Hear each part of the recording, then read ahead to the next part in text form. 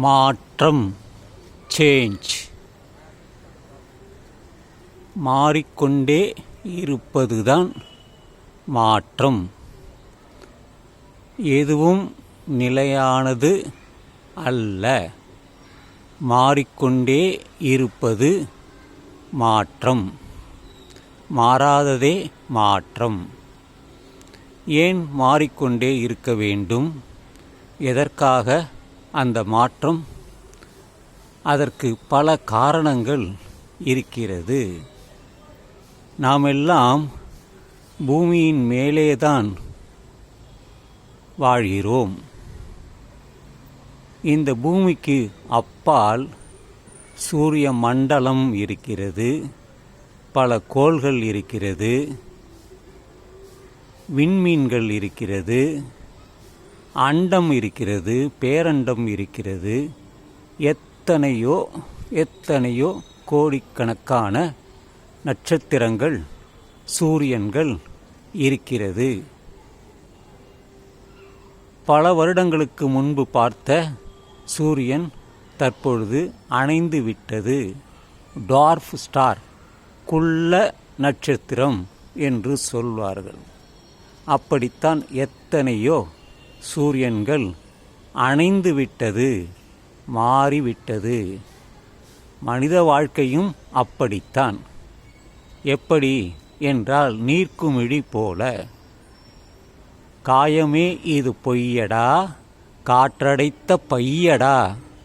எப்படி ஒரு நீர்க்குமிழியில் உள்ளே காற்று இருக்கிறதோ அதுபோலத்தான் இந்த உடலும் காற்றடைத்த பைதான். எப்பொழுது அந்த காற்றடைத்த பையில் ஒரு துவாரம் வந்து காற்று வெளியாகி விடுகிறதோ அப்பொழுது நீர்க்குமிழியும் உடைந்துவிடும். இந்த உடலும் உயிரும் பிரிந்து போய்விடும். காற்றோடு காற்றாக நாம் சுவாசித்த காற்று சேர்ந்துவிடும். மண்ணிலிருந்து வந்த அந்த பஞ்சபூதங்கள் 5 நிலைகள் தான் இந்த உடலை உருவாக்கியது. இந்த உடல் அழிந்த பிறகு, இந்த காற்றோடு கலந்த பிறகு இது மண்ணோடு மண்ணாக போய்விடும் அல்லது எரிந்து சாம்பலாகிவிடும். ஆனாலும் அந்த எலும்புகள் அங்கே இருக்கத்தான் செய்யும். அது அழியாது. எப்படி இந்த ஏமா சரி போயிட்டு வாங்க.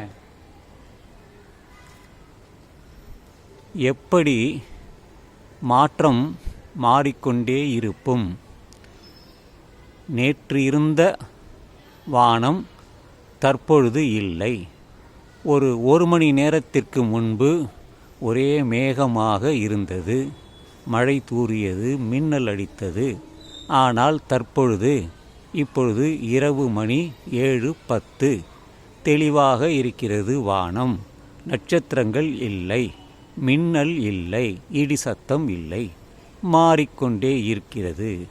மாற்றம்தான் நிலையானது. மாறிக்கொண்டே இருப்பதுதான் மாற்றம். அதுதான் உண்மை.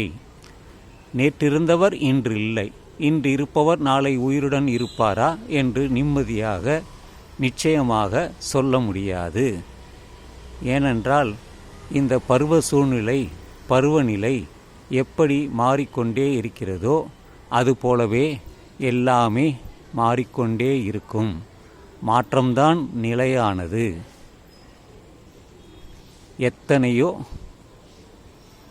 நதிகள் வற்றி போய்விட்டது. எத்தனையோ நதிகள் காணாமல் போய்விட்டது. புதியதாக எந்த மலையும் உருவாகவில்லை. ஆனால் அந்த பனிச்சிகரத்தில் பனி தோர்ந்து கொண்டே இருக்கிறது. அதுவும் உச்சியில்தான், அந்த உயரத்தில்தான், அந்த சிகரத்தில்தான் பனி பொழிகிறது. அதிலிருந்து மழை வருகிறது, தண்ணீர் வருகிறது.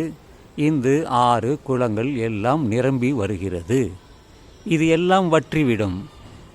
பருவநிலை மாறும் பொழுது எல்லாமே மாறிவிடும். எத்தனையோ விலங்குகள் காணாமல் போய்விட்டது, அழிந்து விட்டது. அந்த அனகொண்டா என்ற பெரிய பாம்பு இருந்ததாக சொல்வார்கள். அது இல்லை. அதுபோல டைனோசர் என்று சொல்வார்கள். அதுவும் இல்லை. ஆனால் அதனுடைய முட்டை மட்டும் நமக்கு தமிழ்நாட்டில், அதுவும் அரியலூரில் கிடைத்துள்ளது.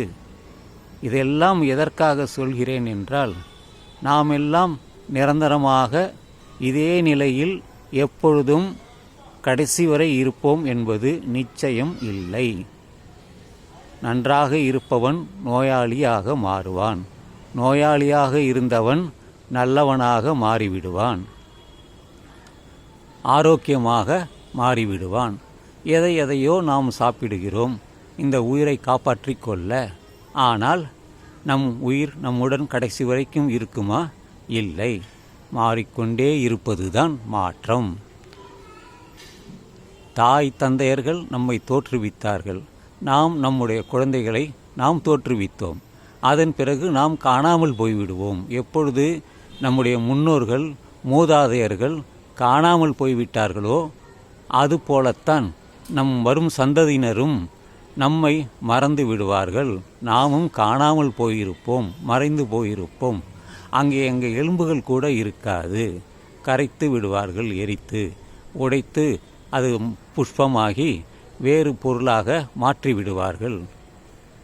இப்படித்தான் மாற்றமே நிரந்தரமாக இருப்பது. இதை யார் புரிந்து கொள்கிறார்களோ அவர்கள் நன்றாக இருப்பார்கள், நிம்மதியாக இருப்பார்கள். அறிந்தவர்கள் அறிவாளிகள், அதுவும் பகுத்தறிவு பெற்றவர்கள், எல்லாவற்றையும் கற்று உணர்ந்தவர்கள்தான்.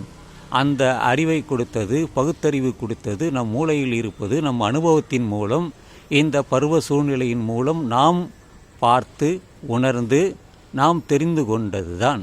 சித்தர்கள் அப்படித்தான், திருவள்ளுவரும் அப்படித்தான், தொல்காப்பியரும் அப்படித்தான். சீவக சிந்தாமணியாக இருக்கட்டும், அல்லது சிலப்பதிகாரமாக இருக்கட்டும், 6 மணிமேகலையாக இருக்கட்டும், எதை படித்தாலும் பார்த்தாலும் நமக்கு தெரியும். எத்தனையோ காப்பியங்கள் காணாமல் போய்விட்டது. ஆனால் தமிழ் மட்டும் நிலைத்து நிற்கிறது. 50,000 ஆண்டுகளாக இருக்கிறது.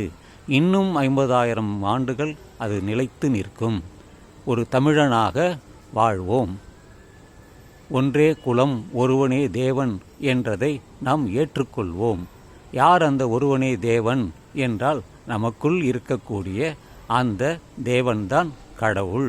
கடந்து உள்ளே சென்றால் உன்னுடைய ஆன்மாவை நீ உணரலாம். அதுதான் இந்த ஆன்மா. சோல் என்று ஆங்கிலத்தில் சொல்வார்கள். அதுதான் எல்லோரிடத்திலும் இருக்கிறது, எல்லா உயிரினங்களிலும் இருக்கிறது. மரத்தில் கூட அதனுடைய சோல் இருக்கிறது, வளர்கிறது, காய்கிறது, கனிகிறது. எல்லாமே உலகத்தில் இருக்கக்கூடிய, இந்த பூமியில் இருக்கக்கூடிய அனைத்திலுமே ஜீவன் இருக்கிறது. ஜீவன் இல்லாமல் எதுவுமே இல்லை. ஒரு புழு கூட, மண்புழு கூட தண்ணீரிலும் இருக்கிறது, பூமியிலே மண்ணிலும் உள்ளே இருக்கிறது. எத்தனையோ உயிரினங்கள் தோன்றுகின்றன, மறைகின்றன, திரும்பவும் வருகின்றன.